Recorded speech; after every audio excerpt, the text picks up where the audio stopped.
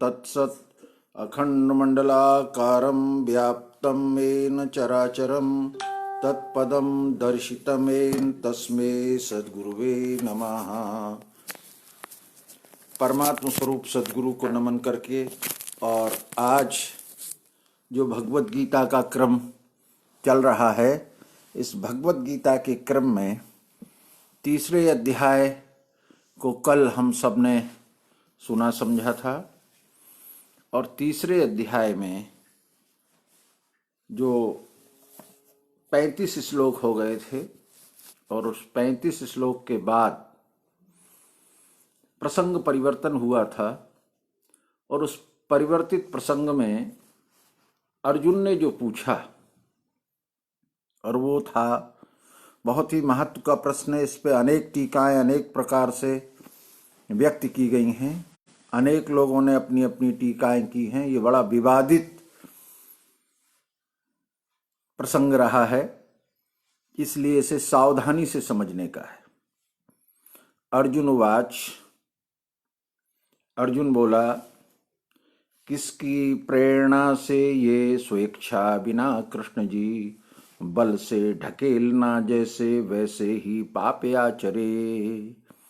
संस्कृत में इसको कहा गया अथ केन प्रयोक्तम पापम चरति पुरुषः अनिच्छिन्नपि वार्ष्णेय बलादिपि नियोजिताः। बलादिपि नियोजिताः, बलपूर्वक कोई हमसे क्यों करा लेता है?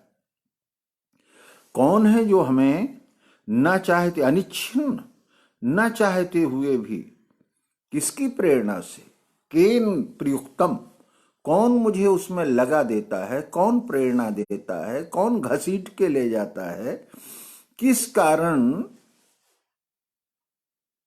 तो ये हम सब के लिए है। इस विषय का आकलन करना जरूरी है कि अर्जुन का प्रश्न यह है कि कौन मुझे पाप कर्म में, द्वैत में, अनैतिक कर्म में प्रेरणा करके कौन है ऐसा जो लगा देता है? अगर हम इस प्रश्न के परिप्रेक्ष्य में और कोई उत्तर देंगे तो अर्जुन के प्रश्न से उसका मेल नहीं होगा। इसलिए आत्मरूप सज्जनों, इस प्रसंग में संगति का ध्यान रखना बहुत जरूरी है। संगति का ध्यान का अर्थ है कि अर्जुन जिस समस्या का समाधान चाहता है, उस समस्या का समाधान भगवान श्री कृष्ण ने किया, पर कभी कभी हम उस समस्या छोड़ के अपने मत से या विचार से कुछ और ही उत्तर दे देते हैं, जैसा कि अनेक टीकाओं में है, वो आगे आएगा। अर्जुन के प्रश्न को ठीक ढंग से समझ लें। अथ केन प्रयुक्तोक्तम पापम चरति पुरुषः, किसकी प्रेरणा से?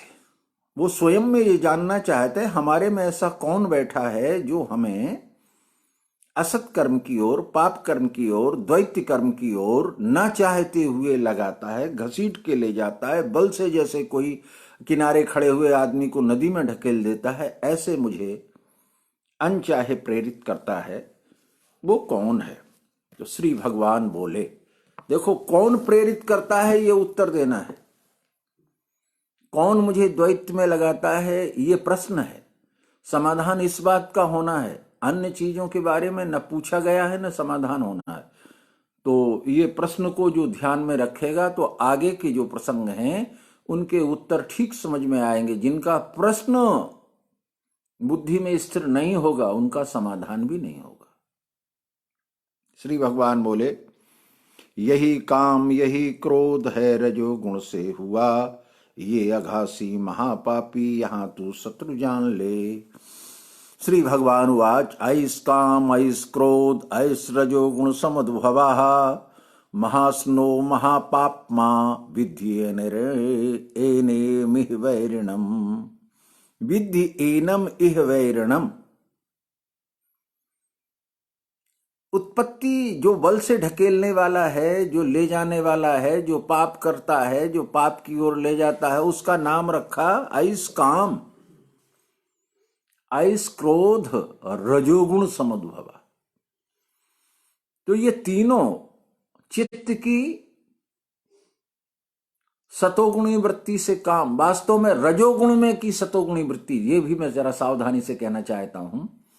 कभी कभी हम सतोगुणी वृत्ति कह देते हैं, पर वो रजोगुण में की सतोगुणी वृत्ति काम, रजोगुण में की रजोगुण वृत्ति क्रोध, और रजोगुण में की रजोगुण वृत्ति लोभ। क्योंकि बिना रजोगुण के वृत्ति ही उदय नहीं होती, वृत्ति शांत हो जाती। संपूर्ण वृत्तियों का है एक ही लय स्थानीय। वृत्ति उदय होने के लिए, जैसे जल में लहर होने के लिए वायु का कंपन चाहिए, इसी तरह चित्त में गति रूप रज की घूमती हुई जो चक्र गति है वो रज के कारण है। उससे ही एक देशी अंतःकरण में चित्त में जो लहर पैदा होती है, चित्त में जो कंपातिरेक होता है, चित्त में जो दृश्य भासमान होता है, उसे वृत्ति कहते हैं। वो रजोगुण वाली वृत्ति। ये पर रजोगुण में का सत्व ऐस काम, और सतोगुण में का सत्व निष्काम। सतोगुण में का सत्व जब हो जाएगा तो वो निष्काम हो जाएगा, और वहां जो क्रोध है वो प्रेम हो जाएगा, और जो लोभ है वो भक्त रूपी संपत्ति हो जाएगा। ये भी थोड़ा सूक्ष्म विषय है। भगवान से पूछा गया है आप क्या कर रहे हैं? उन्होंने कहा तुम्हें मालूम नहीं, मैं तो लोभी हूं। क्या कर रहे हैं? बोले अपने भक्तों को चुन रहा हूं मैं, अपने भक्तों को, मुझे लोभ है कि मेरे भक्त मुझे मिले। उनसे कहा क्रोध किस बात का है? बोले परित्राणाय साधूनाम विनाशाय, दुष्कृत वर्ण कर्म को मैं जो छोड़कर और उनसे मैं क्रोध भी करता हूं। और काम क्या है? बोले काम है हमारा व्यक्ति की अनंत कामनाओं को निष्काम रूप से स्ववर्णानुसार करना। तो सत्वगुण में का दृश्य, इसलिए यहां एक शब्द लगाया गया ये खास तौर से समझने के लिए कि आइस काम, आइस क्रोध, रजोगुण समुद्र। ये रजोगुण वाला काम है जो बल से ढकेलता है, सतोगुण वाला काम प्रेम कराता है। अगर हम में कामना ना होती, आप में सुनने की नहीं होती, समझने की नहीं होती, मुझे समझाने की नहीं होती, तो कौन समझ? क्या ये बल से ढकेल के आए हैं? नहीं, ये सहजम कर्म कौनते मुक्त संगा समाचार। ये सतोगुण में का काम वो प्रेम उत्पन्न करता है। वो दैहिक प्रेम नहीं है, वो अक्षर में का वो मिठास, यही आत्मा, वो आत्म रूप से जो उत्पन्न होता है। जो मैं जैसा हो गया हूं ऐसे ही सब हो जाए, मेरा ही सारा अंग है, सारे अंग मेरे सकुशल से प्रेम पूर्वक और आनंद पूर्वक रहें। हाँ, हर अंग मेरा सुख और शांतिमय रहे, मैं ही संपूर्ण हूं, ऐसी जो कामना होती है वो सत्वगुण है। उसमें का विनाश अर्थात वैराग्य धारण करने के लिए जो शक्ति लाई जाती है, अन्याय का प्रतिकार किया जाता है, वो क्रोध है। और अपने भक्तों का संगठन, सामंजस्य, उनसे जुड़ना, उनके पास जाना और बुलाना, ये लोभ है। इसलिए अवतार का भी लोग है कि भक्त प्राप्त हो, भक्तों के पुकारने से मैं आया हूं, ये मेरा भी लोभ है। तो ये सत्व गुण में का है। और जो प्रेरणा देता है, जो बल से ढकेलता है, जो द्वैत की ओर ले जाता है, वो रजोगुण में का सतोगुण काम बन जाता है, रजोगुण का रजोगुण क्रोध बन जाता है, और रजोगुण का तमोगुण वो लोभ बन जाता है। ये गड़बड़ करने लगते हैं, और बिना रजोगुण की गति होती नहीं। तो अर्जुन का प्रश्न था अतकेन प्रयोक्तम। अर्जुन को यह प्रश्न क्यों उत्पन्न हुआ? क्योंकि वो शुद्ध रजोगुणी था, क्षत्रिय उसका वर्ण था।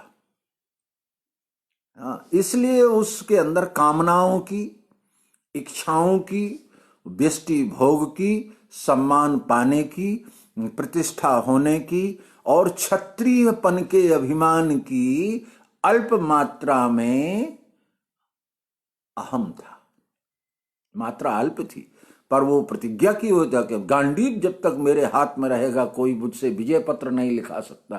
उसे ये प्रतीक था, मेरे पास पशुपति अस्त्र है, मेरे पास अक्षय तूरीण है, मैं दृढ़ प्रतिज्ञ क्षत्रिय हूं, जो कह देता हूं वही पालन करता हूं, और जयद्रथ के समय मरने के लिए चिता में घुसने तैयार हो गया। ये उसका अहम। और जहां अहम होगा वहां काम, ये शिक्षा है। जहां भी अहम होगा वहां काम द्वैत में ढकेल देगा। इसलिए अहंकार नहीं आता कहीं बुद्धि नहीं फंसे, ये हमें पहले स्थित प्रज्ञ में समझा चुके। तो वो अर्जुन की बात थी। रजोगुण शब्द का खास तौर से इस श्लोक का टीका करते समय केवल 3 लोगों ने इस विषय पर लक्ष्यभूत किया है। पंडित दामोदर सातोलेकर जी, जिन्हें 80,000 वेदों के मंत्र याद थे, उन्होंने पुरुषार्थ बोधनी भगवत गीता की टीका लिखी है। जन्मसिद्ध वो आर्य समाजी थे, और इसी लाहौर, उस समय देश का विभाजन नहीं हुआ था, उसमें वो पूरे भारत के अध्यक्ष भी चुने गए। पर उन्होंने गीता पर टीका लिखने का जब विचार किया तो उन्हें एक पत्र मिला मायानंद जी का कि जो तुम खोज रहे हो यहां आओ, मिलेगा। बस इतना ही लिखा था उस चिट्ठी में। छपी है वो चिट्ठी उनके जीवन चरित्र में, जीवन प्रदीप नाम है पंडित दामोदर सातोलेकर का, उसमें भगवान मायानंद जी का कार्ड छपा हुआ है।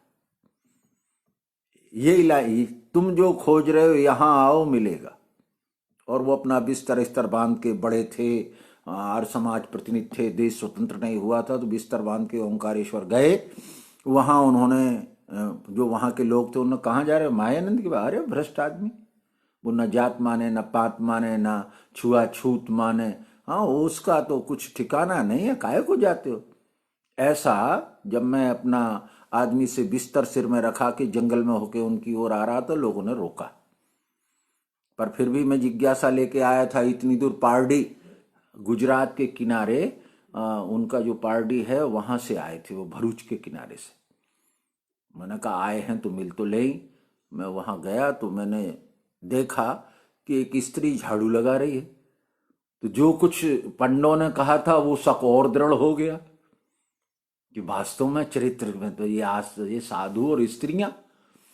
ऐसा देख के मैंने दूर रेत में अपना बिस्तर बिछवाया। उन्होंने देखा एक आदमी बिस्तर लेके आया है, वो धीरे से मेरे पास आए। उन्होंने कहा कहाँ से आए हैं, परिचय बताएंगे। मैंने परिचय बताया। वो पूछा कि भोजन आश्रम में यहीं करोगे या बाहर। तो मुझे जो पंडों ने कहा था, अन्य लोगों ने, तो मुझे लगा कि इनका भोजन करूं कि ना करूं, पर महात्मा का उनका स्वरूप देखकर मैं मना नहीं कर सका। मैंने कहा आ गए हैं तो यहीं करेंगे। हमने भोजन किया। उन्होंने मुझे 2 छोटी छोटी किताबें दे दी। वो थी दिव्य दृष्टि 10 पेज की और सर्वांग, कि थोड़े भोजन करके विश्राम कर लीजिए, थके आए हो, फिर चर्चा करेंगे। और तब तक आप ये लेटे लेटे किताबें पढ़ते हैं। मैं रेत में अपना बिस्तर बिछाए नर्मदा की, और वो किताबें मैंने जल्दी पढ़ ली। फिर वो स्त्री जो झाड़ू लगा रही थी वो मेरे पास आई। उसने कहा महाराज जी ने कहा है आपने किताबें पढ़ ली। हाँ पढ़ ली, पर उसके उच्चारण से और बोलने से मुझे आकर्षण लगा।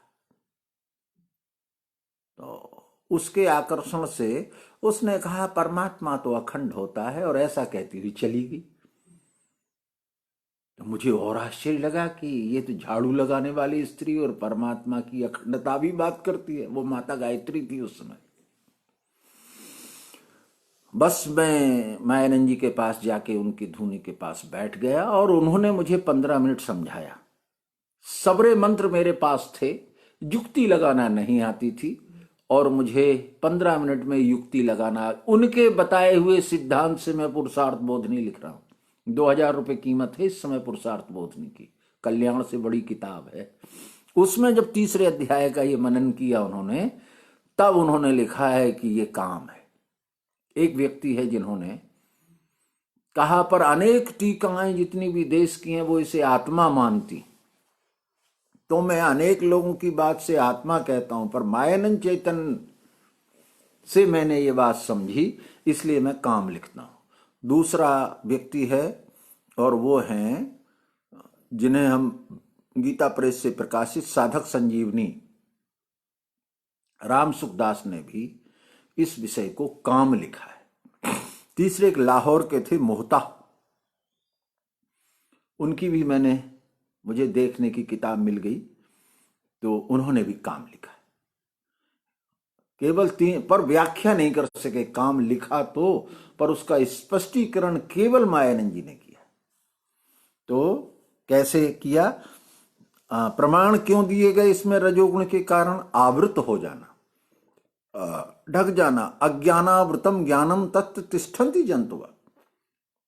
अज्ञान के आवरण से ज्ञान ढक जाता। इसलिए ये जो अगला श्लोक है, रजोगुण के कारण कैसे रजोगुण अपना काम करता है, वो समझा रहे हो कि धुएं से ज्यों ढके आगी, जैसे दर्पण मैल से मैली से ढकता गर्भ, वैसे ही ज्ञान काम से। यानी सतोगुण पर जो आवरण आता है, ज्ञान यानी सतोगुण, सूर्य पर बादल आ जाना, आवृत है। इसलिए मल वेदांत ने यहीं इसको मल विक्षेप आवरण कह दिया, पर वो आवरण का निवारण नहीं किया।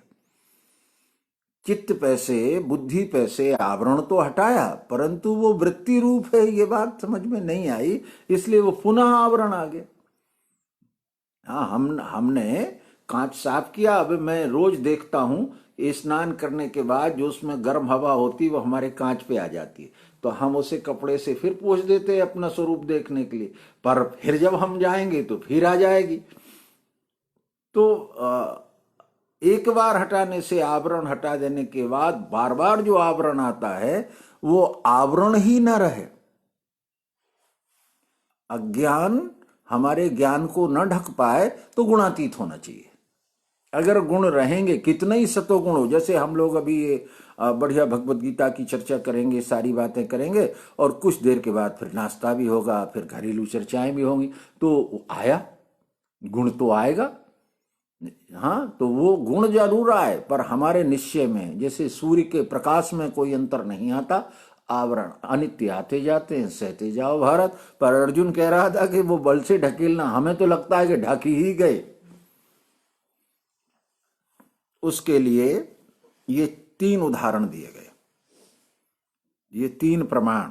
धुएं से ज्यों ढके आगी, दर्पण मैल से मैली से ढकता गर्भ, ये तीनों गुणों का स्वरूप है। धुएं से ज्यों ढके आगी, आग जलने से पहले क्योंकि वो आवृत है, तीनों गुण एक साथ मिले हुए हैं, तो कहां जाएगा वो तमोगुण? जब आग जलेगी, सत्व प्रकट होगा तो उसमें लौ भी निकलेगी रज की, और धुआं भी निकलेगा। तो दर्पण यानी अंतःकरण, निर्विकार अंतःकरण पर दोनों गुणों के आवरण का दृश्य भासता है, जैसे अग्नि से धुआं, एक ही साथ है। अग्नि होगी तो धुआं।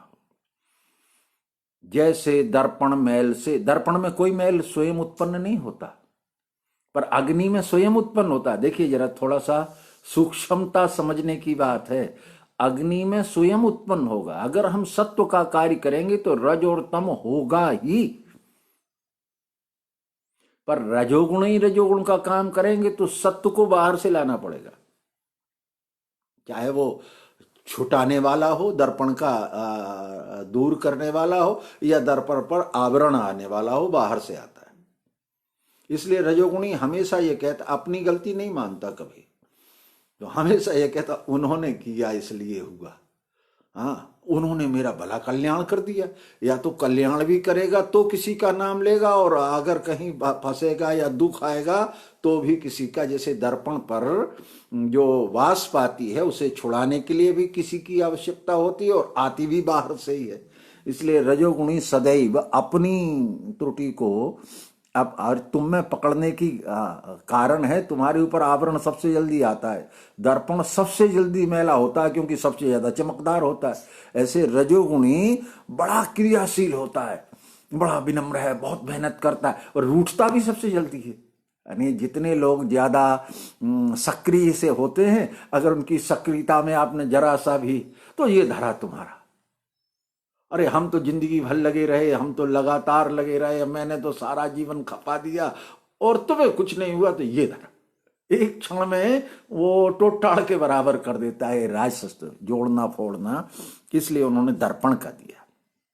तीसरा है गर्भ, पूरा ही आवृत हो गया, 9 महीने तक उसी से पलता बढ़ता है।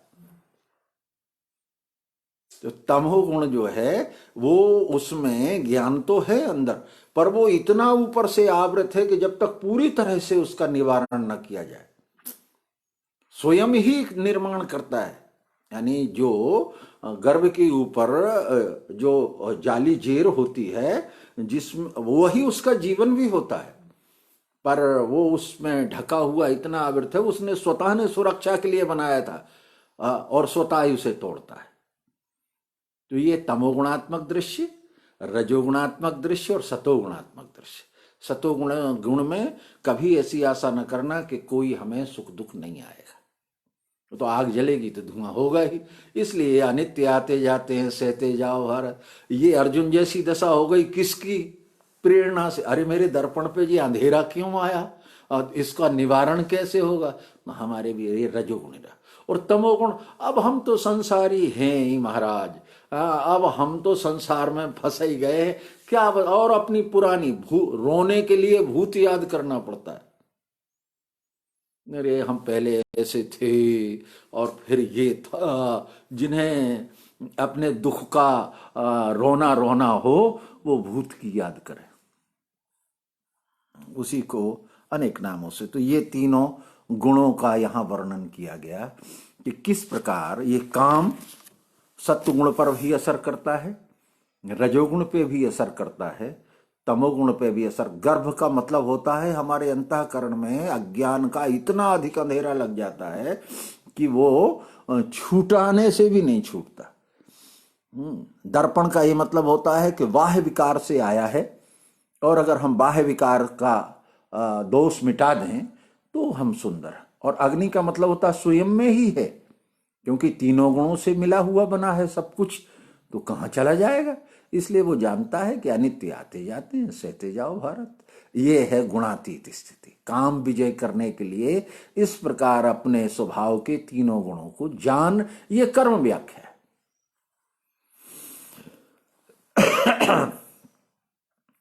आवृतम ज्ञानमेतेनो ज्ञानिनो नित्यवैरिणः कामरूपेण कौन्ते दुष्पूरेण अनलेन च। और अर्जुन, अनलेन अग्नि सदृश न पूर्ण होने वाला काम ज्ञानियों का नित्य वैरी है।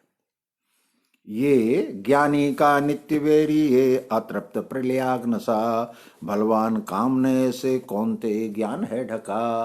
किसके द्वारा आवृत हो गया है? काम के द्वारा। काम यानी व्यष्टि सुख भोग। हमारी बुद्धि और चित्त के बीच में जो व्यष्टि सुख भोग इच्छा है वो काम, यानी रजोगुण की इच्छा, फिर वो अंतःकरण में घुस जाती है। मैंने कल निवेदन किया था कि सतोगुण की इच्छा, उसमें से उजेला पूरा निकला तो अंतःकरण हमारा मन बुद्धि चित्त उससे प्रकाशित। रज निकला तो वो चंचल के साथ, डगमग होने के साथ आता है। तो वो जब उसमें से काम बन के निकला, कामना व्यष्टि सुख भोग के निकला, तो हमारी बुद्धि भी हर एक जगह अपना व्यष्टि सुख ढूंढती है, हमारा मन भी अपनी प्रतिष्ठा ढूंढता है, और हमारा अहंकार भी मैं हूं सो कोई नहीं है, इसे सिद्ध करने में, अपनी श्रेष्ठता सिद्ध करने में ही संपूर्ण ऊर्जा लगाए रहता है। तो आवृतम ज्ञान में तेन, ज्ञानी का नित्य वैरी। देखो अनित्य वैरी होता तो मिटा लेता। ये बहुत खास बात लिखी गई। आवृतम ज्ञान में तेन ज्ञानो नित्य वैरिणा। नित्य का मतलब होता है सदैव रहने वाला। जैसे परमात्मा नित्यस्य नित्या नाम है, ऐसे जीव भाव की कल्पना में, चित्त की वृत्ति रूप होने में, रज में फंसे हुए व्यक्ति का ये नित्य वैरी। इसलिए ज्ञानी को सदैव सावधान रहना पड़ता है। अज्ञानी तो चूक ही चुकाया है, अब उसको क्या सुधरना। रजोगुण वाला तो प्रदर्शन करता है, खड़ा कीचड़ में होता है और दिखाता ये कि मैं तो स्नान कर रहा हूं, और सत्व गुण वाले को सावधान रहना पड़ता है। गुणातीत हो जाने पर फिर आता जाता नहीं। तो ज्ञानी का, इसलिए ज्ञानी शब्द का प्रयोग किया गया, विज्ञानी नहीं है वो। विज्ञानी में बैर प्रीत दोनों नहीं है। विज्ञानी में न वैर है, न प्रीत है, न कर्ता है, न फल है। क्या कर लेगा? इसलिए भगवान शंकर के लिए लिखा गया, काम की व्याख्या का, काम का उद्भव का, काम के स्वरूप का वर्णन किया गया कि उसने शंकर के सीने में बाण मार दिया।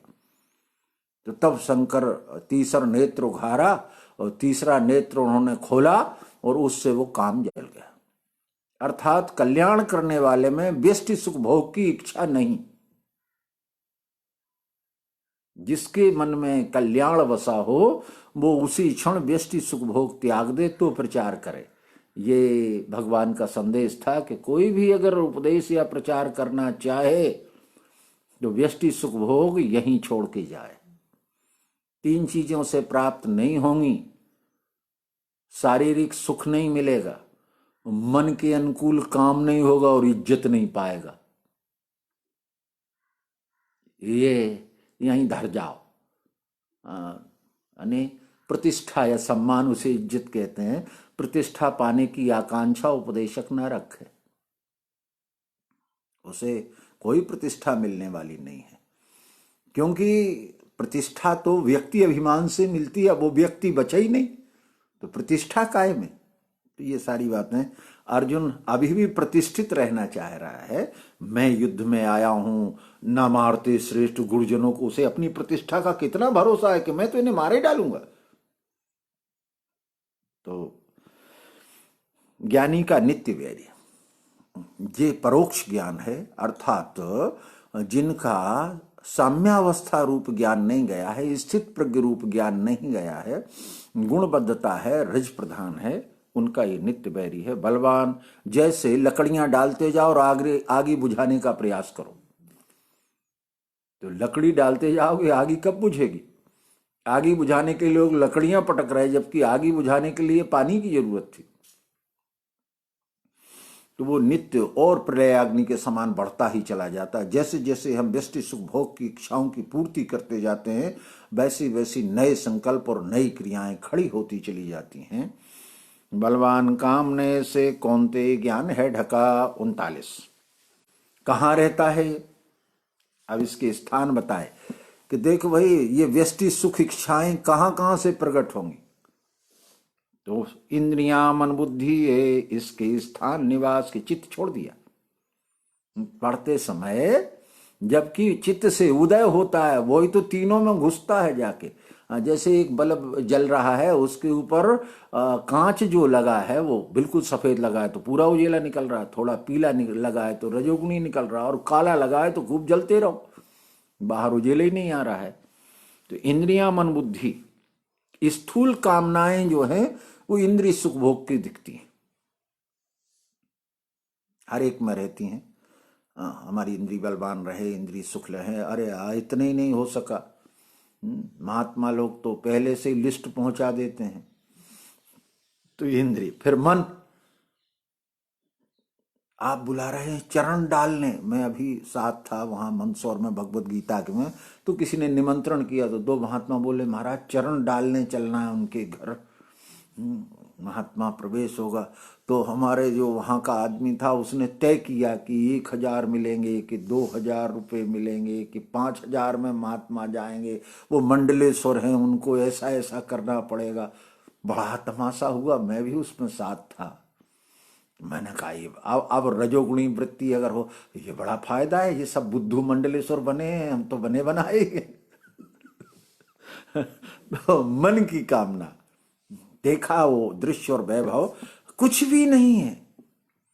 यानी जिस 3 बातें केवल उनके पास, ये संसार झूठा है, इसमें क्या धरा है, तुम जानने वाले हो और संतों का सम्मान करोगे तो सब कुछ प्राप्त हो जाएगा। जिस जगत को झूठा कह रहे हो वही प्राप्त करा रहे हो। मैंने कहा धन्य रे, बढ़िया, अच्छी 3 लाइनें सीखो, आराम से मौज उड़ाओ, जिंदगी काटो।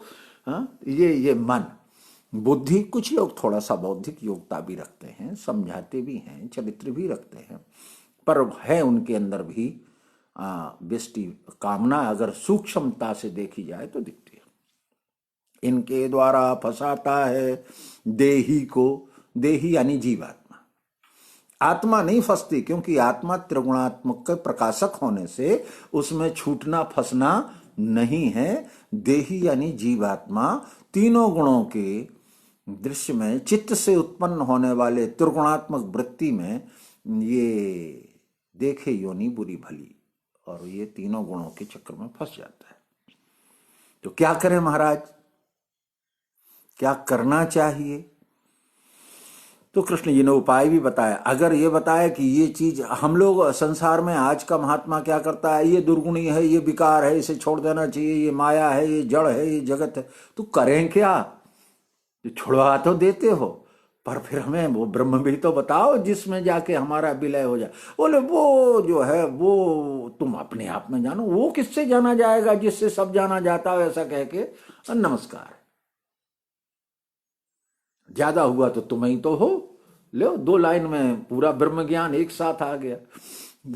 ये जो अतपर की बातें हैं, ये जो अधूरापन है, जिससे लक्ष्य बोध नहीं होता, मानी हुई कल्पना ही रह जाती है, उसके लिए कृष्ण जी ने उत्तर दिया।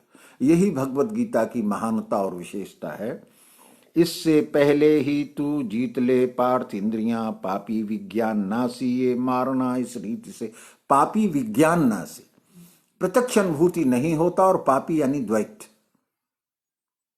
पाप जहां भी शब्द आता है, पाप बिना द्वैत के नहीं होता। पापा द्वैत लक्षणम, पाप द्वैत का ही लक्षण है। इसलिए अपने से पृथक सत्ता भासेगी तो अवश्य ही हमारी कामनाएं जागेंगी, और कामना भोगने के लिए हम अनंत उपाय करेंगे। यही काम है। कैसे रहा? देह से इंद्रियां सूक्ष्म, उनसे मन सूक्ष्म है, मन से सूक्ष्म है बुद्धि, काम है बुद्धि से परे। जीवात्मा और बुद्धि के बीच में जो रहता है उसका नाम चित्त है। वास्तव में वही काम है। चित्त में ही सारी कामनाएं हैं, क्योंकि वो चित्त जो है वो पूर्वकृत कर्मों के अनुसार बन के उजेला आया है। पूर्वकृत कर्मों के अनुसार बन के वो उजेला आया है। अब पूर्वकृत कर्मों के अनुसार रजोगुणी रहा तो पीला उजेला आया है। पूर्वकृत कर्म अगर हमारे तमोगुणी रहे तो आधा करिया उजेला आया है। पूर्वकृत कर्म अगर हमारे प्रकाशक और सत्वगुण रहे तो पूर्ण प्रकाश आया है। वही फिर हमारे बुद्धि को देता है, बुद्धि से मन को देता है, मन से अहंकार। ओ अंधेरा अंधेरा अंधेरा अंधेरा होते होते आखिर में बिल्कुल ही अमावस्या हो जाती है, घोर अंधकार में हम चले जाते हैं। तो ये जीत ले। देह से, जीवात्मा से, देह से यानी स्थूल शरीर से, इंद्रियां सूक्ष्म, जो पृथ्वी जल अग्नि वायु आकाश का ये शरीर बना है, उससे जो ज्ञान इंद्रियां, आंख नाक कान त्वचा जीभ नासिका, ये सूक्ष्म है। वो मन जो त्रिगुणात्मक है, आंख तो देखती है पर मित्र शत्रु नहीं देखती, वो फिर उसमें मन बैठ के देखता है कि ये मेरा है या मेरा नहीं है। हाँ, देख लिया ये जा रहा है, अरे ये तो बड़ा प्रेमी है, देखो देखो रोको बड़ा प्रेम, अरे इसका क्या मुंह देखना, वो महादुष्ट है। और देखने के बाद मन ने जो संकल्प विकल्प करके हमारी मानी हुई धारणा के अनुसार उसका निर्णय किया, वो मन है। और बुद्धि निर्णय कर लिया इससे तो मिलना ही नहीं है, और यह निर्णय कर लिया कि अरे यार इतने दिन में आए, जरा तो मिल ही लो, अब वो संसार के काम तो लगे ही रहते हैं। तो इस तरह से ये काम ही है, वो कामनाओं के रूप से। तो क्या करें? मन से सूक्ष्म है बुद्धि, काम है बुद्धि से परे। काम यानी चित्त।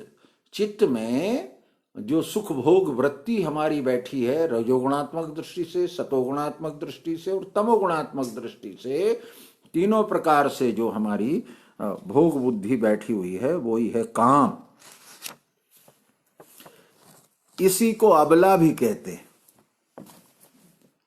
हमारी बुद्धि और जीवात्मा के बीच में जो काम है, ये ज्ञान युक्त अगर हो जाए, बुद्धि के साथ ये जुड़ जाए, काम जब निष्काम हो जाए तो बुद्धि का साथी हो जाता है। तो बुद्धि सबला हो जाती है। हाँ, उसे सधवा कह देते हैं, उसे पति मिल गया। मैं सेवक रघुपति पति मोरे, तो बुद्धि सौभाग्यवती हो जाती है। और अगर नहीं मिला, वो काम राममय नहीं हुआ, हाँ, ब्रह्ममय नहीं हुआ, तो फिर व्यष्टिमय हो जाता है। तो फिर उसका संग नहीं होता है, तो जबरदस्ती घसीटी जाती है। तो वो इसलिए दो शब्द आए भगवत गीता में, अव्यभिचारिणी और व्यभिचारिणी।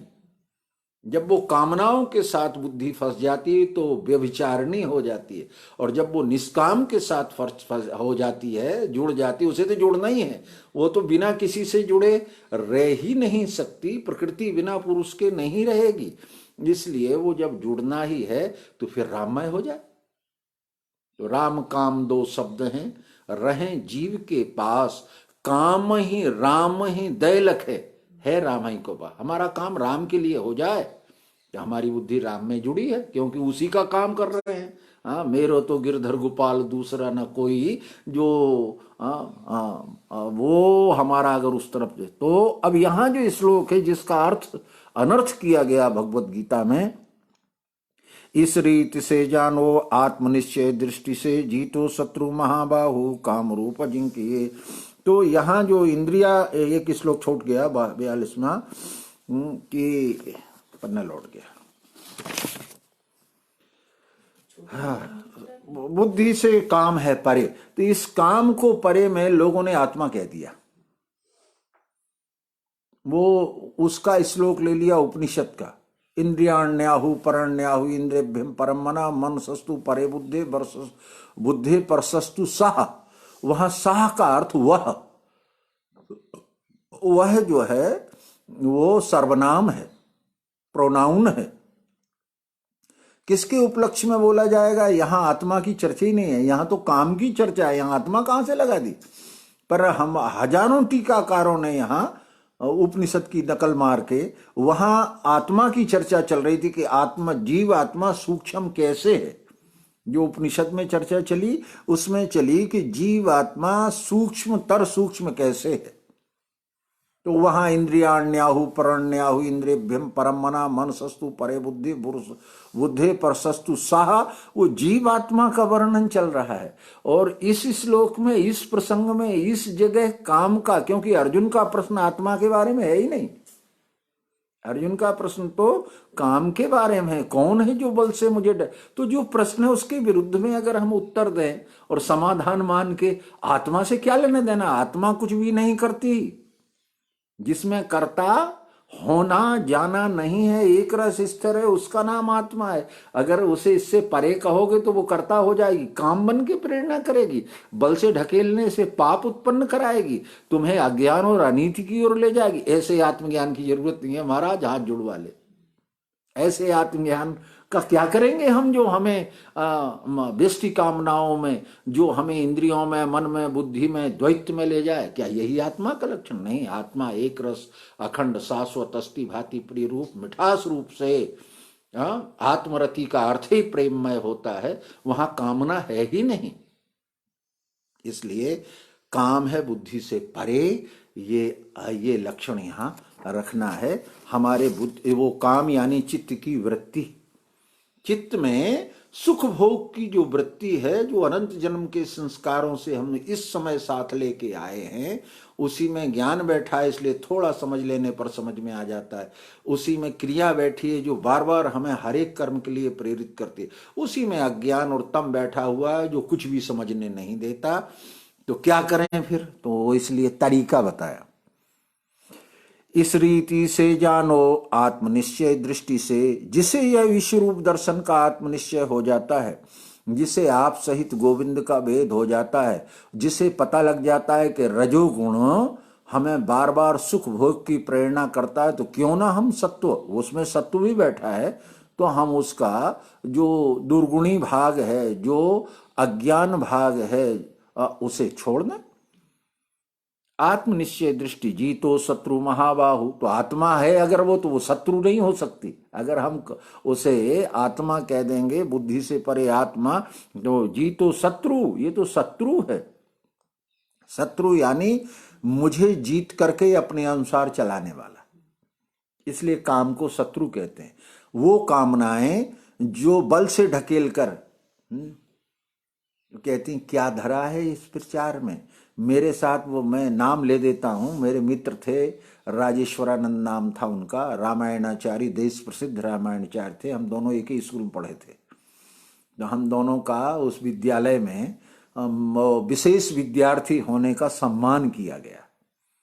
हमारे प्रिंसिपल ने हम लोगों को बुलाया कि आप हमारे जिले के विशेष विद्यार्थी हैं, विद्यालय के विशेष विद्यार्थी हैं, तो हम आपका सम्मान करना चाहते हैं, प्रवचन कर दो। और जब हम लोगों ने प्रवचन कर चुका तो हमसे बोले कि क्या धरा है इसमें। देखो, मैं 80 की बात कर रहा हूँ, 80-82 की। उस समय मारुति का बड़ा नाम था। बोले देखो, 1 साल के अंदर मारुति से घूम रहा है, तुम अभी भी फटर फटर करते चले जा रहे। अब मित्र ही तो थे। मैंने कहा, पर एक बात बता दूं कि मैं जिस आनंद का अनुभूति करता हूं, मेरे साथ बैठ के देख ले, तू जिंदगी भर रोता है, तेरे 99 पूरे ही नहीं होते, है ना। अभी तुम स्कूल आए हो तो अभी धीरे से कान में कहोगे यहाँ के मास्टर के कि पेट्रोल के पैसे तो दिलाई देना। मैंने कहा नहीं कहोगे? बोले हाँ, आप कह तो नहीं पाएंगे, इस स्कूल में पढ़े हैं, पर मन में तो है। तो आप समझ ले कि कौन। हमने कहा हमें तो कुछ नहीं, मैं तो साइकिल पे बैठ के चला जाऊंगा, ये साइकिल खड़ी है, मैं अभी इस पे, वो चला के कोई ले जाए तो ठीक है, नहीं हम खुद चलाते चले जाएंगे। तो हम तो सेल्फ स्टार्ट है। तो तुम्हारे हमारे में इतना बड़ा अंतर है, समझ लेना। और आखिर तक हम लोग मित्र रहे। और उनका देह त्याग हो गया रायपुर में। वो रामकृष्ण मिशन में अपना प्रवचन कर रहे थे, ब्रेन बस्ट हो गई। एवं बुद्धे परम बुद्ध्वा, ये इसलिए जानना पड़ता है अपनी जागृति के लिए कि हम लोगों ने एक जगह, एक समान, एक जैसा प्रयास किया, पर काम किस तरह से हमारी मन में, बुद्धि में, चित्त में बैठकर, चित्त में बैठा होने से वो सब कुछ चलाता है, किसी को भी अपने स्वतंत्र नहीं चलने देता। वो बुद्धि को पहले उसने आवृत किया, अपने बस में किया, बुद्धि बस में हुई, उसने मन को प्रेरित किया, मन ने इंद्रियों को प्रेरित कर दिया, इसलिए वो सीधा बुद्धि के ऊपर प्रकाश करता है। तो अकल, हमारी जितनी भी अकल है, वो केवल हमारे सुख भोग की योजनाएं सोचती, उसी में मन को लगा देती, उसी वो इंद्रियों को कहता देखो मिल गया कि नहीं, हाँ चलो मौज छानो, बस इस तरह से अपने जीवन को लगाता है। तो जीतो शत्रु महाबाहु काम रूप अजिंक्य, ये आखिर का श्लोक भी लोगों को, इतना बड़ा भगवत गीता का श्लोक भी पढ़ना नहीं आया। यही शत्रु महाबाहु काम रूप दुरासदम, तो भी बीच में एक शब्द आत्मा का घुसा के और पूरा अनर्थ कर देते हैं। इसलिए ये अजिंक, इसे जीतना साधारण नहीं है, हर एक से ये जीता नहीं जा सकता, बिरले लोग हैं। और इसलिए रामचरितमानस में या ग्रंथों में काम विजय का उल्लेख अवश्य किया गया। जो भी तपेश्वरी हुए हैं, जिन्होंने तप किया है, विश्वामित्र जैसे लोगों, उन्हें भी काम ने परेशान किया और काम विजय किया। नारद को भी काम ने परेशान किया और काम विजय किया। और यहां तक भगवान राम ने अपने भाई लक्ष्मण को कहा था जनकपुर में, जब सीता और सखियां बगीची में आके, वाटिका में आके घूमी, तो राम ने लक्ष्मण से कहा, अब देखो एक बड़ा भाई छोटे भाई को बताता है, मानहु मदन दुंदुभि दीनी मनसा विश्व विजय की कीने। देखो इस काम का, ये स्त्रियां और लड़कियां बन के यहाँ घूम रही हैं, ऐसा लग रहा है ये मुझे जीतने आया है, ये भूल गया कि मैं स्वयं, मेरे से ये स्वयं उत्पन्न होता है, मुझे क्या जीतेगा। पर लक्ष्मण को बताने का क्या हेतु था? लक्ष्मण यानी वैराग, लक्ष्मण यानी जीव। हे जीव, तुझे इस तरह की परिस्थिति पैदा हो, तो व्यष्टि सुख भोग की कामनाएं पैदा ना हो। आज भले ही हम यहाँ आए हैं, गुरुजी साथ में हैं, सम्मान प्राप्त हुआ है, बगीचा जैसा सुंदर स्थान है, जरा सी इच्छाओं के कारण सब चीजें प्राप्त हो सकती हैं, परंतु हमारे अंदर ऐसी कोई भी कामना, वासना का लेश भी उदय नहीं होना चाहिए। ये जीव को शिक्षा देने के लिए यही भागवत में आता है कि जब महारास हो रहा था तो महारास में काम ने भी प्रवेश करना चाहा। कृष्ण जी ने कहा कि इसे घुसने को जगह ही नहीं देना। तो ये कहते हैं कि जितनी गोपियां थीं उतने ही कृष्ण हो गए और सबने एक दूसरे के हाथ ऐसे गोला बना के पकड़ लिया कि उसमें और किसी, तो काम ने सोचा कि मैं नीचे से घुस जाऊं पैरों, तो इतने पैरों से कुचला गया कि वो रमण रेती की धूल हो गया। ऐसा पुराण में उल्लेख, अर्थात कामनाएं इतनी बिखर जाएं कि धूल के माफिक उनकी, जैसे हम धूल की कोई इज्जत नहीं करते, ऐसी हमारी व्यष्टि भोग की कामनाएं धूल बराबर हो जाए। ऐसी अनंत बातें ये सब उपमा उपमेय दे करके किसकी प्रेरणा से? व्यष्टि सुख भोग की कामनाएं चित्त की वृत्ति रूप होकर के हमारी मन बुद्धि को आवृत करती हैं, इंद्रियों में जाके उन कार्यों को करवाती हैं। इसलिए इसको जीत लेना चाहिए। ऐसा समझाते हुए ये ब्रह्म विद्या अंतर्गत विज्ञान योग शास्त्र विषयक श्री कृष्णार्जुन संवाद रूप हो श्रीमद् भगवत गीतोपनिषद में का स्वकर्म संज्ञक ये तीसरा अध्याय पूरा होता है। ज्ञान के बाद काम, और इसे पूरा होने के बाद अब चौथे अध्याय को प्रारंभ करने जा रहे हैं। ये चौथे अध्याय में कुछ श्लोक लेंगे। अथ चतुर्थो अध्याय,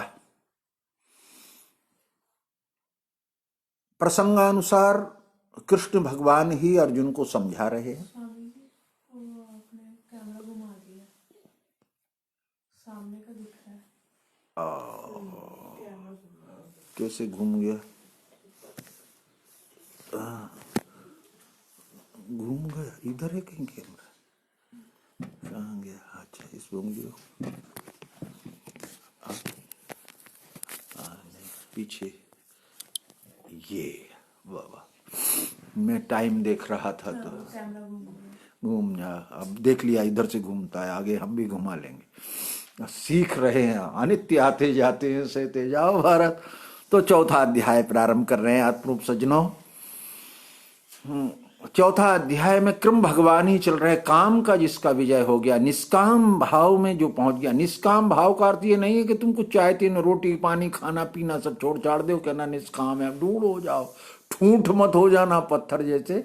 निष्काम का अर्थ है व्यष्टि सुख भोग की इच्छा मत करो। अगर भगवान में भरोसा करते हो तो एक बात ध्यान रखो, योग क्षेमम वहाम्यहम्। ना मानो तो कर देखो, नहीं जो कर रहे हैं उनके घर देखो। कभी कल्पना नहीं होती किस तरह से व्यवस्थाएं पूरी होती हैं, कौन करता है, कब कर जाता है, कैसे कर जाता है। बड़ा विचित्र खेल है। और ये प्रमाण अनंत आचार्यों से और ऋषि मुनियों से आज तक उसी प्रकार प्रमाणित होता चला जा रहा है, और इसके कई लोग साक्षी हैं। योग क्षेमम वहाम्यहम् लिख देते हैं हम किताब, मेरा होके तो देख में, ऐसा वो लिखा रहता गीता सार में, पर सच्चाई होके तो देख, ये बात बिल्कुल सत्य है। तो वो भगवान की जो चर्चा चल रही है अर्जुन को, उसी क्रम में काम विजय करने के बाद ये जो कामों को जीतने की, काम विजय करने की, अपने स्वरूप में स्थिर होने का परंपरा क्या है, कब से जीता गया, किसने जीता, कैसे ये हमारे बीच में आया, ये सब प्रसंग स्वयं भगवान ने खड़े किए और अर्जुन को समझाया कि अगर तू द्वैत से रहित होना चाहता है, व्यष्टि सुख भोग की कामनाओं से रहित होकर ईश्वरीय निमित्त कार्य में निमित्त होना चाहता है, तो इस बात को समझ ले। और वो चतुर्थ अध्याय है। श्री भगवान वाच कि ये काम विजय की, व्यष्टि सुख भोग की, अनंत लालसाओं की, कामनाओं को विजय करने का जो परंपरा प्राप्त योग है, जिस प्रकार अपने स्वरूप में स्थित होकर वर्ण कर्म आरूढ़ हुआ जाता है, जिससे काम को जीता जाता है, फिर वो बल से नहीं ढकेलता, उस परंपरा को जान ले। और स्वयं भगवान ने उस परंपरा का बताना शुरू किया। ये संगति है इस अध्याय की। इवं विवस्ते योगम प्रोक्तवान हम वयम विवस्वान मनवे प्राह मनुइक्ष्वा कुर्वे विभ्रीत एवं परंपरा प्राप्तमिमं राजऋषियो विदुः सकाले नेह माता योगो नष्टा परंतपो। ये दो श्लोक। स एवायं मया ते यदि योगः प्रोक्तः पुरातना भक्तोऽसि मे सखा चेति रहस्यम हेतुमुत्तमम्। वह प्रसंग भी चल रहा है साथ में। कौन है जो बल से ढकेल देता है? तो कृष्ण जी ने उसे समझाया। अब समझा तो दिया महाराज, तो हम कैसे स्थिर हों? हाँ, आपने बता दिया कि वो काम है, व्यष्टि सुख भोग इच्छाएं हैं, तो उनको कैसे जीतें, उसके लिए परंपरा बता रहे हैं कि ये एवं विवस्ते योगम, उन कामनाओं को जीत लेने से, अज्ञान की निवृत्ति कर देने से, अज्ञान से ऊपर उठ के विज्ञान में स्थिति होने का जो सनातन सिद्धांत है, जो अनादिकाल से चला रहा है, जहां से ये परंपरा का पता चलता है नारायण से, तो वो है मैंने स्थाई योग आदि में सूर्य से कहा।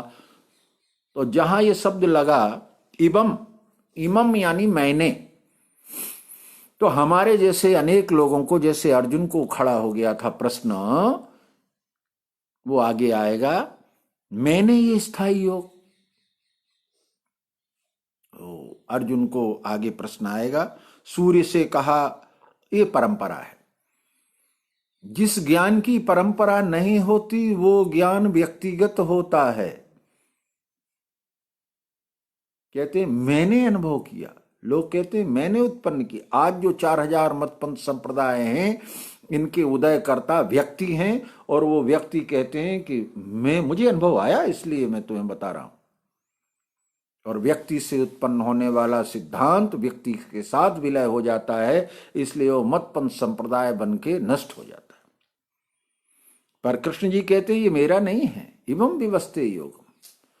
हाँ, ये आदि में सूर्य को था, सूर्य से मनु को, वो सूर्य यानी नारायण, उन्होंने ब्रह्मदेव ने मनु को, मनु ने इक्ष्वाकु को, इक्ष्वाकु से फिर अनेक राज ऋषियों को मिला, और बहुत काल तक ये चलता रहा। त्रेता के अंत में आके धीरे धीरे लोप हो गया। वही ये पुराना योग। आज मैंने तुझे कहा भक्त है तू, सखा मेरा इससे श्रेष्ठ भेदिए।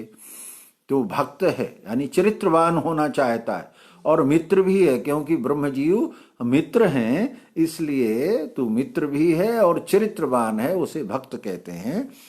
तो अर्जुन को प्रश्न उत्पन्न हो गया, मैंने ये स्थाई योग आदि में, तो वो समझा कि ये आदमी ने सुनाया। उसने प्रश्न कर दिया कि तुम तो अब जन्मे हो परम जन्म विवस्था, तुम तो अब जन्मे हो आदि में जन्म सूर्य का, मैं कैसे जानूं तुमने योग ये उससे कहा। कैसे समझो हम कि तुम बताने गए थे योग? तुम तो आगे जन्मे हो, मेरे से ज्यादा 2-3 साल बड़े हो गए, 5 साल। तुम कहते हो मैंने ये सूर्य को बताया। सूर्य तो सतयुग के मध्य में सूर्य नाम के नारायण आदित्य के 12 पुत्र हुए, उनमें से जो आदित्य यानी सूर्य, उनके पुत्र को सूर्य कहा गया। तुम कहां से आ गए वहां? तुम तो अभी द्वापर, वो त्रेता पूरा चला गया, सतयुग में पैदा हुए थे, त्रेता पूरा चला गया, और द्वापर में मेरे से 5-7 साल बड़े हो गए। तुमने कैसे सो कह रहे मैंने कहा? तो वहां मैंने का अर्थ देह नहीं है। सदगुरु पदारूढ़ व्यक्ति जब अपनी स्थिति में होता है तो कहता है ये सब मैंने ही कहा है, मैं ही हूं, मेरा ही है, मैं हूं, मेरा हूं, मैंने कहा। उसका मतलब होता है विश्व रूप भाव में बैठ के आत्म भाव से बोलने वाला। पर अर्जुन जैसा व्यक्ति उसे व्यक्ति ही समझ लेता है। तब कृष्ण जी फिर बोले, श्री भगवान वाच, मेरे तेरे बहुत जन्म हो चुके हैं, परंतप सब्बे जानता हूं मैं, पार्थ तू जानता नहीं। बहून में व्यतीतानि जन्मानि तब चा अर्जुन। क्या प्रमाण है कि मेरे तेरे बहुत जन्म हो चुके हैं? कोई उधर से तार आया है, टेलीफोन आया है, ऊपर बैठा हुआ किसी ने घोषणा की है, कोई प्रमाण देने आया है, नहीं। मेरे तेरे बहुत जन्म हो चुके हैं, उसका अर्थ है मुझ में और तुझ में जो एक रस अक्षर आत्मा अविनाशी प्रियत्व अस्थि भांति प्रिय कभी ना मरने वाला तत्व बैठा है, वो एक रस है। वो अगर होता है तो देह भी होती, उसका होना बिना देह के सिद्ध नहीं होता। देह होती है तो अविनाशी भी होता है। इसलिए मैंने और तूने अनेक जन्म धारण किए हैं। भगवान ने महाभारत के अनुगीता में अर्जुन ने जब दोबारा प्रश्न किया कि युद्ध में तो मैं नहीं समझ पाया, जितना समझ पाया मेरा मनन नहीं हुआ, आप दोबारा समझा दीजिए। तो उन्होंने कहा दोबारा वैसा नहीं समझाया जा सकता, न तस्य प्रतिमा अस्ति, न तो दोबारा वो परिस्थिति है, न दोबारा तेरा मन है, न दोबारा मैं समझाने वाला। मैं भी तो वो नहीं रहा, हर क्षण बदल रहा हूं, पर हाँ वही जरूर समझाया जा सकता।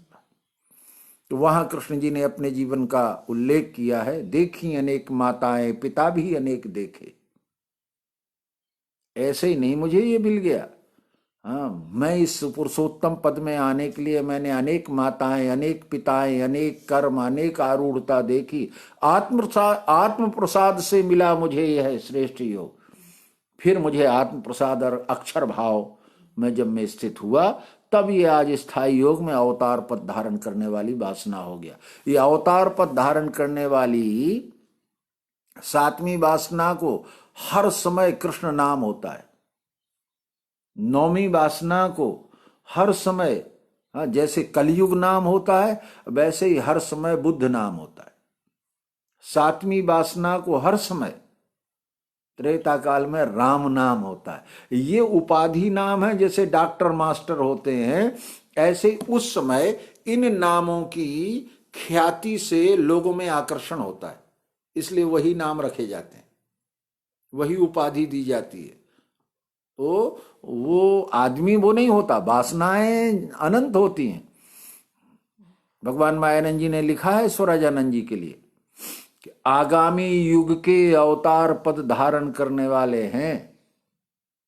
स्वराजानंद जी आगामी युग का जो परिवर्तन आएगा वो कस्य मत्स्य बारह वाली वो वासना अवतार धारण करने वाले हैं, उस पद को पाएंगे। वहां इनकी लाइन, ऐसे अनेक लोग हैं लाइन में लगे रहते हैं, जिसका जब जब आता रहे। और फिर अवतार पद पाद के जब 10वें भाग में कल की होके वासना विश्व में विलय हो जाती है, नई वासनाएं फिर कर्मानुसार। इसलिए मेरे तेरे बहुत जन्म हो चुके हैं परंतप। परंतप यहां एक नया अर्जुन को नाम दे दिया, परंतप। अब तू काम अगर विजय कर लेगा, वो पिछला जो कामना थी, अगर काम विजय कर लेगा तो तू परम तप में चला जाएगा, तब तेरा तप पूरा हो जाएगा। व्यष्टि की कामनाएं जिसकी उसके अधिकार में हो जाती हैं, वो बस इससे ज्यादा तप नहीं करना, वो परम तप हो गया। क्योंकि अब रही ना अब वासना, जब हम नर्मदा लहरी पढ़ेंगे तो उसमें लिखा है रही ना अब वासना स्थिर हुआ निज स्थान में, स्वकर्म अपना लखा पठन गान सो ध्यान में। अब कोई वासना शेष नहीं है, विश्व मिल गया, अब क्या है और क्या शेष। निशेष विलियसता यस ज्ञात्वा नेह भूयो निस्ज्ञातव्यम अविशिष्यते। ना तो कुछ अब जानना शेष रहा और ना अब कोई वस्तु शेष रही। जब विश्व में जो भी है वो विश्व के अंतर्गत है। अब जब विश्व ही मिल गया तो अब क्या। तो जिसके घर में पूरा सामान भरा हो, वो बोरे पे भी बैठा हो तो भी कोई ये थोड़ी कहता कि इसके यहाँ गद्दे नहीं है। बोरे पर भी बैठा है तो भी वो गद्दे वाला, और गद्दे पर भी बैठा है तो भी बोरे वाला है, इसलिए वो पूर्ण होता है। तो मेरे तेरे बहुत जन्म हो चुके हैं परंतप सब्बे जानता हूं, मैं जानता हूं अविनाशी हूं। कर्मानुसार अनेक देह धारण की हैं और देह धारण करके अनेक निश्चय किए हैं, उनमें ऊंच नीच योनियां भी प्राप्त हुई हैं।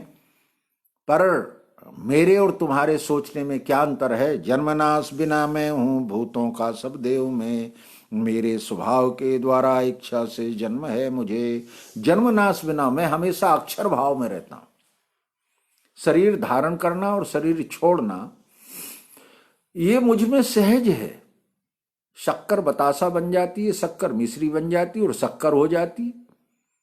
उसके होने जाने में मैं हो गया हूं ऐसा, जैसे ये देह की अवस्था से अवस्था में जैसे किसी को कोई विरोध नहीं होता, बाल्यावस्था से जवान होने में पता नहीं चलता, और जवान होने से वृद्धा होने में कब हो गया और कब चला गया पता नहीं लगता है। ऐसे ही जो तत्वदर्शी आत्मभाव स्थित है, वो उनका देह सुमन माल जिम कंठते गिरत न जाने नाग, इस प्रकार होता रहता। क्यों? भूतों का सब देह, जो सृष्टि भूत नाम है सृष्टि का, उसका देव जो है वो अक्षरात्मा है, अविनाशी ना होता तो कोई शरीर नहीं बनता, मिट्टी ना होती तो कोई घड़ा कटोरा सुराही नहीं बनते। इसलिए अविनाशी देह होने से उस पर जो भी निर्माण होता है वो अविनाशी मेरे स्वभाव के द्वारा। यहां थोड़ा समझना है, स्वभाव स्वयं का भाव। मैं अपना होना सिद्ध करने के लिए जैसे वस्तु पदार्थ रूप में अपनी है सिद्ध करती है बिना बोले, ऐसे ही मैं शरीर रूप में आकर के अपना होना सिद्ध करता हूं। वस्तु टुकड़े रूप में, जैसे कंकड़ है पांव में चुभ के अपना लग के अपना होना सीमित रूप में, कांटा अपने ढंग से, अन्य सारे पदार्थ अपने अपने ढंग से अपना होना सिद्ध करते हैं, पर वो बोल नहीं पाते, वो अपना बता नहीं पाते, वो अपनी सिद्धि करने का तरीका है। पर मैं मानव देहधारी में आकर के अपना ही होना अर्थात विश्वरूप हूं, ये सिद्ध पुरुषोत्तम भाव में करता हूं। इसलिए मेरे स्वभाव के द्वारा इच्छा से जन्म है मुझे सब में अपने अस्तित्व को सिद्ध करने की, पर वहां साधन न होने से अस्तित्व तो बताते हैं पर वो स्वयं सिद्ध नहीं कर पाते। इसलिए उत्क्रांत होकर अपने आप को सिद्ध करने के लिए आकर 4 लाख योद्ध विश्वेजा दंडज जारज बन के अपने को ही सिद्ध करने के लिए। एक पत्थर जमीन में पड़ा है, उसमें चोट लगी तो कहता है देख के चल भाई, नहीं तो पांव तोड़ दूंगा। तो वो अपनी सिद्धि उसने कर दी, पर वो बता नहीं पा रहा है। कहता है यार किसी तरह तुम्हें अपना बताऊं, मैंने सिद्ध तो किया। पर वो जब मानव वही कैल्शियम हड्डी बन के ये पुतले के रूप में आदमी के रूप में खड़ा हो गया, और इसमें अंतःकरण उपाधि आ गई, और अंतःकरण से निर्विकार हुआ, निर्विकार से अवतार पद धारण हुआ। अब वो अपनी संपूर्ण उपस्थिति विश्व रूप होकर बता रहा है कि मैं एक कण भी मैं ही हूं और संपूर्ण विश्व भी मैं ही हूं। हम सर्वभावेन भारत, मैं ही पूरा का पूरा हूं। ये सिद्धि करने का नाम है स्वभाव। स्वयं का भाव है, वो है स्थूल होकर मानव देह धारण करके संपूर्णता में, एक कण में भी, एक पदार्थ में भी, एक पिंड में भी, एक पत्थर में भी, अणु अणुयान एक अणु में भी और विराट में भी अपनी सिद्धि कर देता है। वो है मेरा स्वभाव अर्थात अवतार पद।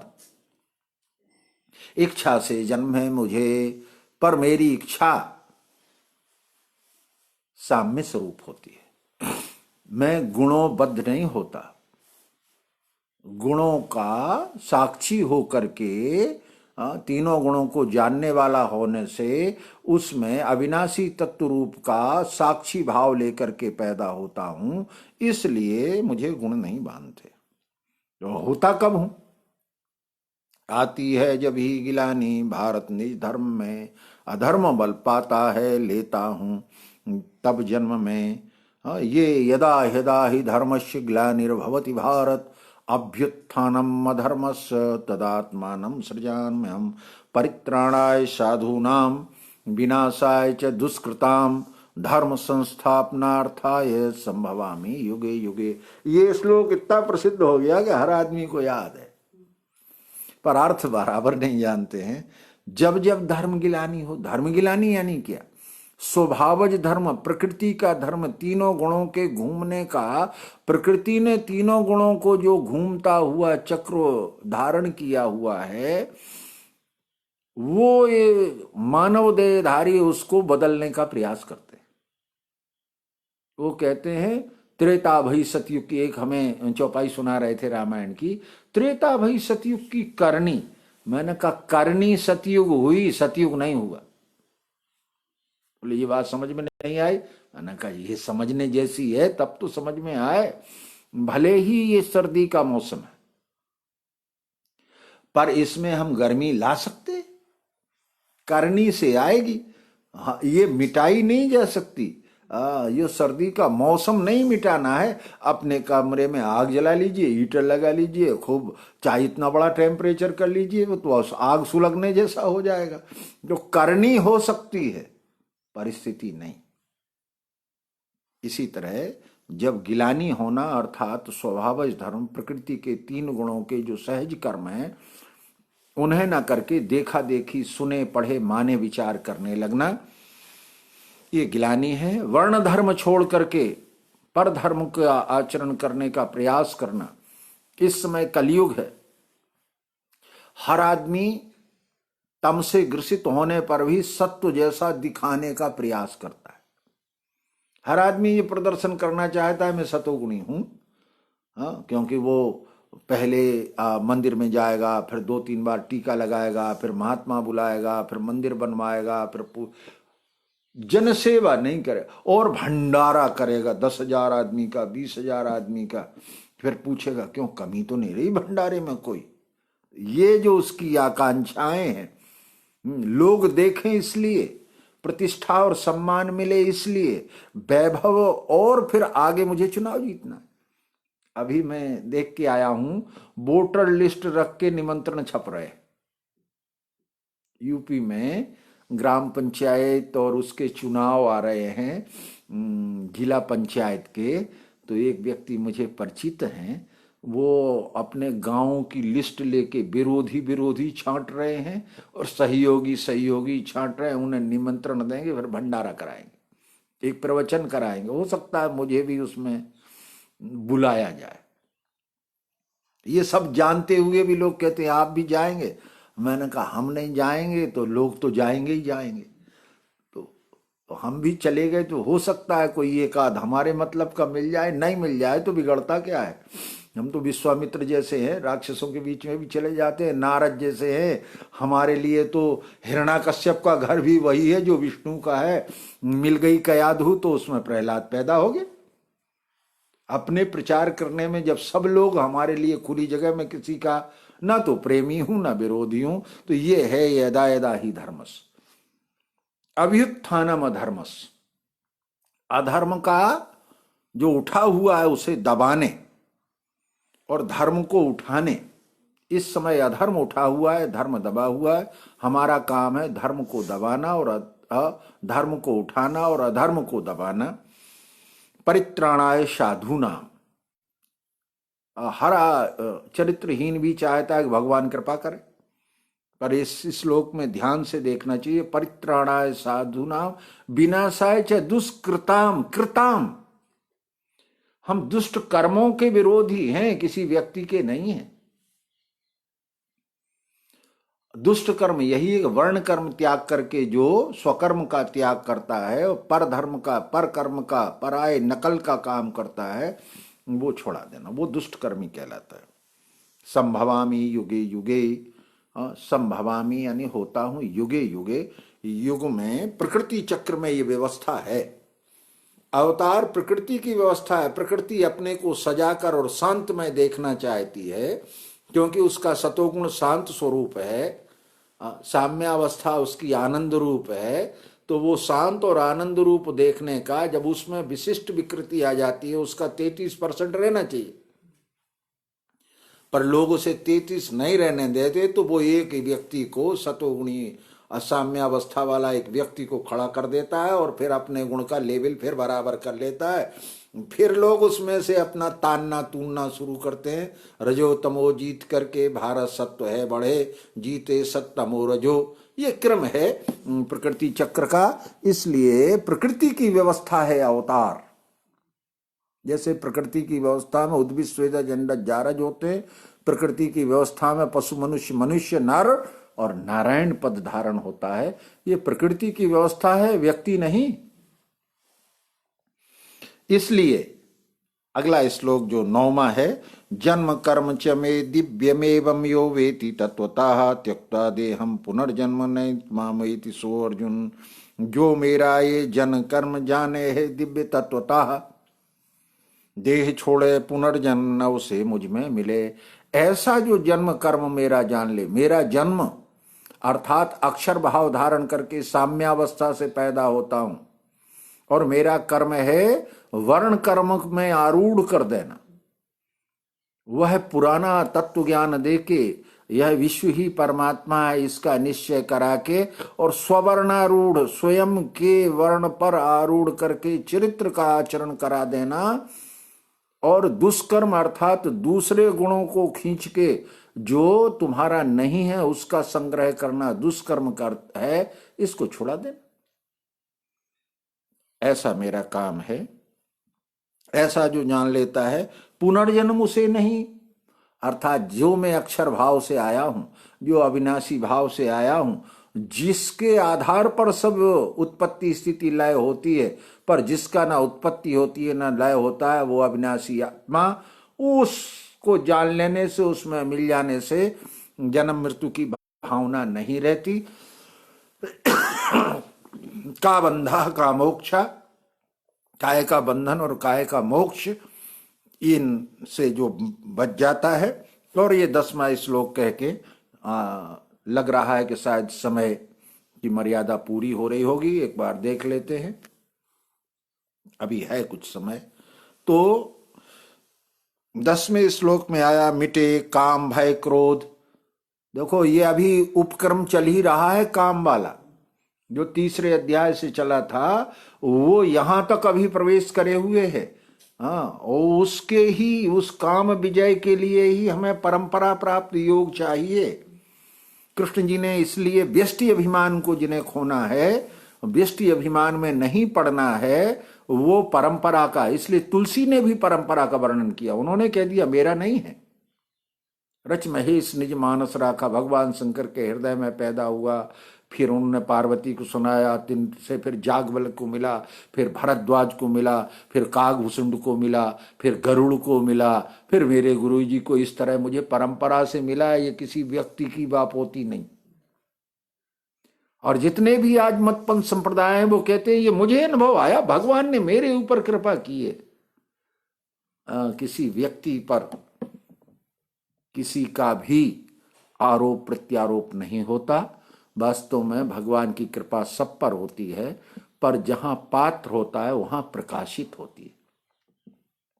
उजेला तो सब पे बराबर है, सब पर मोर बराबर दाया, सब पर मेरी बराबर दया है, पर जिस घड़े में पानी होगा सूर्य उसी में चमकता दिखाई देगा, खाली घड़े में नहीं। हाँ, इसलिए जो पात्र होगा वहां वो प्रकाशित होता है। जैसे लाइन तो पूरे घर में फैल रही, पर जहां बल्ब लगा है वहीं उजेला दिखेगा। ठीक इसी तरह से हमारे जीवन में निर्विकार अवस्था जहां होगी और वहां तो जीत मिटे काम भय क्रोध। कामनाओं की जब पूर्ति नहीं होती है तो अनेक उपाय होते हैं, और कामना पूर्ति के लिए ना होने से जो भय पैदा होता है और क्रोध पैदा होता है।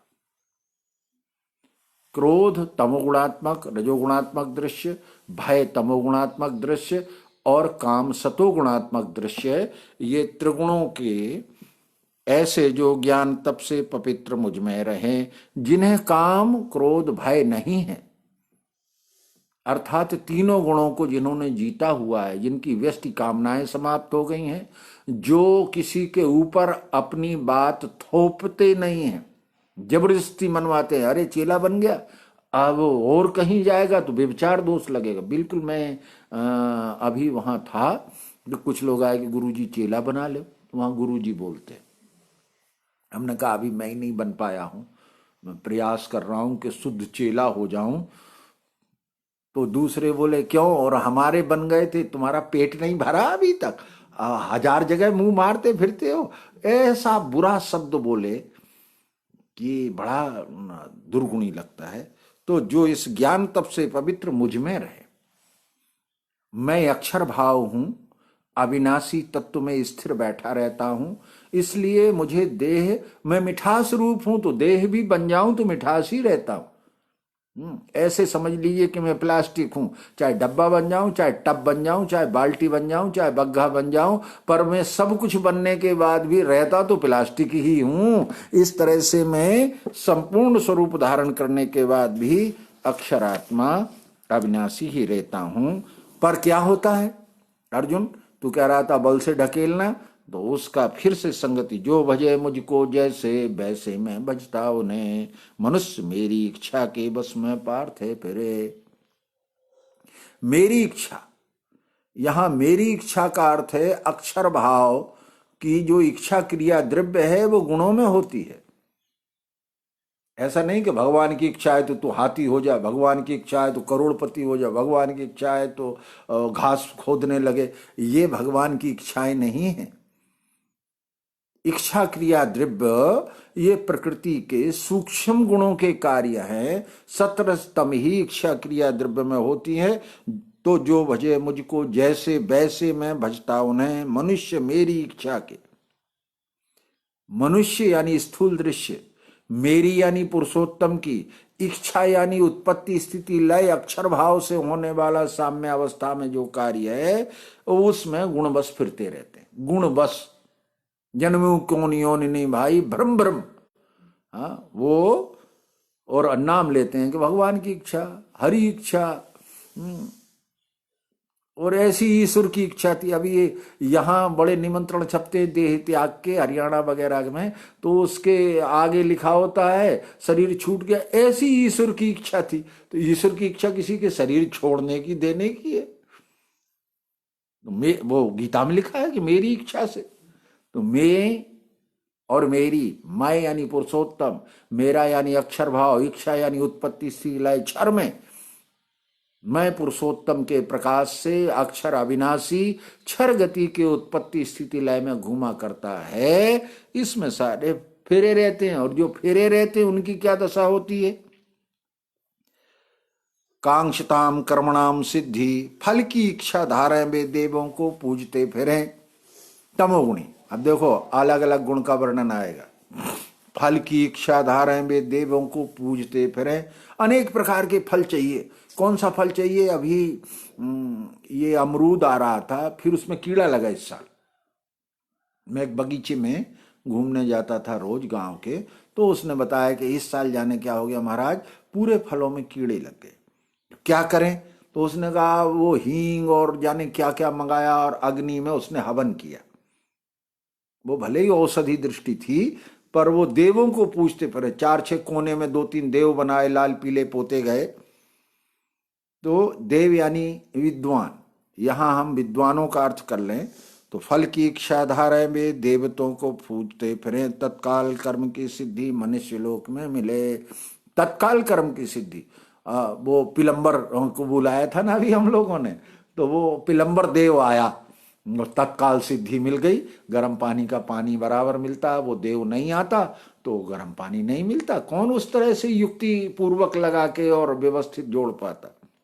ये इसलिए मनुष्य में अगर वो प्रत्यक्ष देव है तो तत्काल सिद्धि है, कल्पित देव है तो मिलेगा, और झूठा देव है तो कुछ नहीं मिलेगा।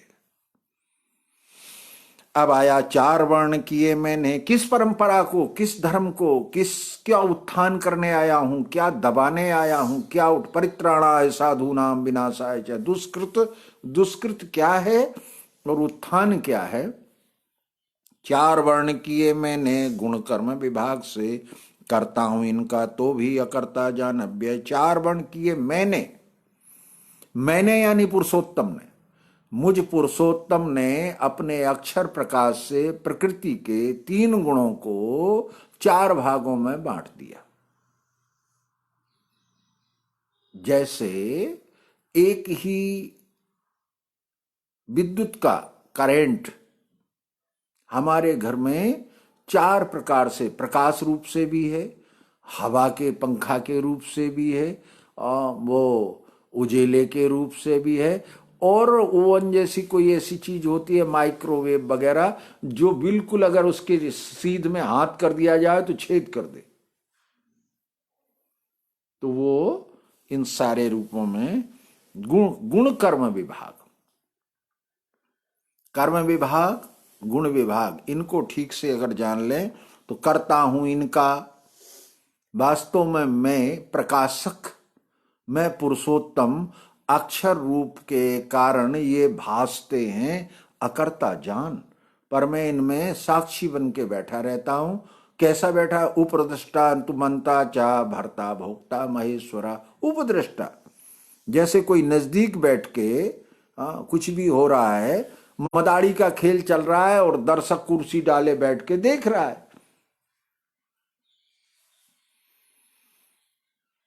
अगर मैं इसी बात को वेदांत ने क्या कह दिया, देखो ये सब संसार है, तुम उससे अलग हो, तुम तो इसके दृष्टा हो, देखते रहो। तो काय के लान देखते रहे हम? अच्छा, किसी का मरना देखें, किसी का रोना देखें, किसी का टांग टूटना देखें, किसी का जन्म देखें, इसी के लिए हुए हम, ये दुख सुख देखने के लिए का देखें? तो वास्तव में दृष्टा होने का मतलब है मैं ही संपूर्ण हूं। जब अखंड आत्मा रूप हूं तो मुझे अपने गुणों पर नजर रखना, अपने गुणों को देखना। दृष्टा होने का मतलब है मेरा गुण मेरे अधिकार के बाहर जा रहा है या किसी का गुण अधिकार के भीतर आ रहा है, इस बात को देखकर फिर साक्षी रहना। ये थी बात। देखना था अपने गुण, हम देखने लगे आदमियों के शरीर, लीलाएं, जगत के भाव, जगत की उत्पत्ति स्थिति लय। इसे देख के क्या हो जाएगा? अच्छा, देखते रहो तो क्या हो गया? देख रहे हैं ना, ये गाड़ी चली जा रही है, ये मकान बन रहा है, ये दुकान रखी है, सारा, उससे हमारे में क्या अंतर आया? हाँ, हम देख के चल रहे हैं कि नहीं? हाँ, हम दुकानें देखें, संसार देखें कि अपना रास्ता देखें? तो दृष्टा बन के देखना था हमारे गुणों का रास्ता। एक्सीडेंट करते ही जा रहे हैं और चारों तरफ की दुकानें देखते ही जा रहे हैं। तो ये मुझे कर्म नहीं बांधे न कर्म फल वासना, ऐसा जो मुझको जाने करे कर्म नहीं फंसे, मुझे कर्म नहीं फांसे। मैं पुरुषोत्तम अक्षर भाव से सब में ओतप्रोत होने से किसी भी कर्म का कोई भी लेश, जिससे आकाश में कुछ भी होता रहे उसको कुछ भी नहीं लगता, ऐसे ही मुझ में कर्म फल वासना नहीं है। वासना यानी व्यष्टि सुख भोग। तो जब है ही नहीं तो क्या जस मिला, क्या अपजस मिला, क्या निंदा मिली, क्या स्तुति मिली, क्या प्रसिद्धि मिली? जो जिसको जैसा दिखना हो कहते रहो। ऐसा जान के मुझको करे कर्म नहीं फंसे। वासनात्मक कर्म जिनके नष्ट हो गए हैं, व्यष्टि सुख भोग की इच्छाएं जिनकी समाप्त हो गई, काम जिन्होंने विजय कर लिया है, वो क्या करेंगे? उन्हें फिर कर्म फल का बंधन नहीं होता। और उदाहरण कई प्रकार से दिए जा सकते, जैसे सैनिक का उदाहरण देते हैं। हजारों लोगों को मार के पाप नहीं लगता, और घर में एक चिड़िया मार डाले तो पापी हो जाता है। इसलिए कोई कर्म बुरा नहीं है, कोई कर्म अच्छा भी नहीं है। उद्देश्य उसका क्या है, अपने लक्ष्य के साथ निर्धारित होता है। अर्थात फिर परंपरा की बात कहते हैं, जान के ये आदि में कर्म मोक्ष जन आचरे, पुरखों का देख के तैसे स्वकर्म तुम भी करो। पूर्व का इतिहास इसलिए पढ़ा जाता है, पढ़ाया जाता है, सुनाया जाता है, जनाया जाता है, जिससे किन लोगों ने दुर्गुण किया है जिससे उनका पतन हुआ, किन लोगों ने अच्छाई की है जिससे उनका उत्थान हुआ, यश मिला, मोक्ष मिला। इसलिए हम पूर्व का इतिहास, पूर्व की कथाएं, पूर्व के लोगों की बातें सुन लें और उसको पूरी तरह से अगर जान लो, पुरखों का देख के, प्राचीन ऋषि मुनि देवर्षि महर्षि संत विभूति अवतारों ने जिस कार्य को करके, जिसे प्रत्यक्ष करके अनुभूत विषय संप्रमोषा और उनके प्रमाणों को हमारे सामने रखा, इसलिए हमें पूर्व के अपने पहले जो लोग हो गए हैं, उसका मतलब एक दिन पहले भी, एक पहले जिनकी परंपरा से मुझे ये योग प्राप्त हुआ है, भगवान कृष्ण हो, भगवान मायानंद चैतन्य जी हो, पूर्व के संचालक हो या कोई भी उपदेशक हो, जिससे मेरा समाधान या मुझे विश्व रूप दर्शन हुआ है और वो चरित्रवान भी है, ऐसा देख के तुम भी आचरण करो। अर्थात वर्णारूढ़ व्यक्ति का आकलन करना चाहिए। ऐसा जब भी लिखा होता है, जब भी कहा जाता है हम तुम्हारे चरणों के चरणानुरागी हैं, भगवान के चरणों में प्रेम रखो, भगवान के चरणों की इच्छा करो, भगवान के चरणों को हृदय में धारण करो, भगवान के चरणों में समर्पित हो, ऐसी जो बातें की जाती हैं उसका अर्थ होता है बताया हुआ मार्ग। उनके द्वारा बताए हुए मार्ग को चरण चिन्ह कहते हैं। उसे अपने हृदय में धारण करो, उसमें अपनी निष्ठा रखो, उनके चरणों में, अर्थात उनका बताया हुआ जो विश्वरूप दर्शन क्षर अक्षर पुरुषोत्तम है, वो चरणों में अगर आपने जो त्रिविध चरण है, त्रिपाद स्थ तीनों प्रकार के चरण है क्षर अक्षर पुरुषोत्तम, उनमें अगर हमारी आस्था, निष्ठा और निश्चय प्रयोग सिद्ध हो जाएगा तो फिर स्वकर्मारूढ़ हो जाएंगे, और स्वकर्मारूढ़ होने से बंधन और मुक्त इन दोनों भावनाओं से छूट जाएंगे। ऐसा समझाते हुए यहाँ से विषय बदलेगा, कर्म अकर्म विकर्म आने वाला है, इसलिए इसको हम लोग कल के दिन फिर समझेंगे। ये 16वें श्लोक से 4थे अध्याय के। आज इतना ही। सद्गुरु भगवान की जय, विश्वरूप परमात्मा की जय, और सभी श्रोताओं की भी जय।